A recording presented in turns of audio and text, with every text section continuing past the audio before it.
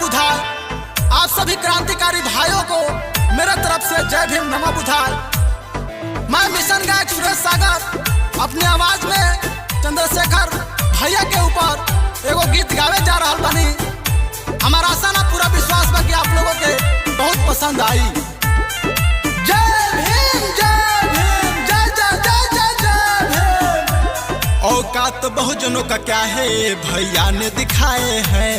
भोपाल में रैली करके रिकॉर्ड बनाए हैं। औकात बहुजनों का क्या है भैया ने दिखाए हैं। भोपाल में रैली करके रिकॉर्ड बनाए हैं। आ रहे भीमशेर मेरा सच्चे दिल से बंधन है। चंद्रशेखर भैया का अभिनंदन है। आजाद भैया का अभिनंदन है।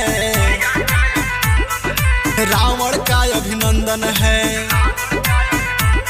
चंद्रशेखर भैया का अभिनंदन है।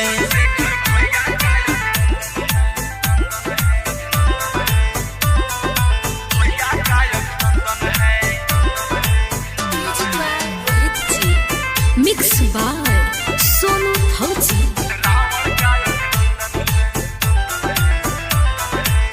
बहुजन समाज का वो आन बान शान है। वो नौजवान है।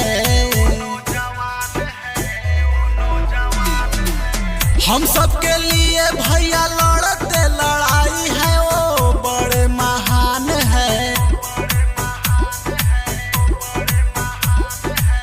बहुजन समाज का वो आन बान शान है। वो नौजवान है।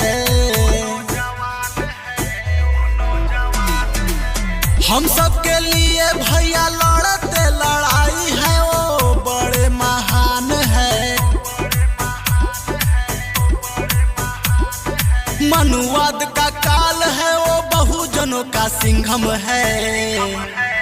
चंद्रशेखर भैया का अभिनंदन है। आजाद भैया का अभिनंदन है। रावण का अभिनंदन है। आजाद भैया का अभिनंदन है।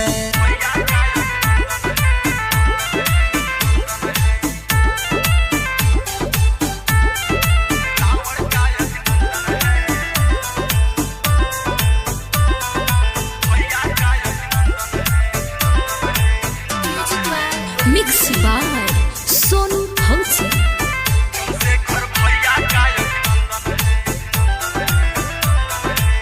आंखें उठा के जो देखेगा बहुजनों को आंखें को फाड़ देंगे। आरक्षण हटाने को जो बात करेगा उसे जमीन में गाड़ देंगे। आंखें उठा के जो देखेगा बहुजनों को आंखें को फाड़ देंगे। आरक्षण हटाने को जो बात करेगा उसे जमीन में गाड़ देंगे। पक्का भीमवादी है। वो बहुजनों का सिंघम है। चंद्रशेखर भैया का अभिनंदन है। आजाद भैया का अभिनंदन है। रावण का अभिनंदन है।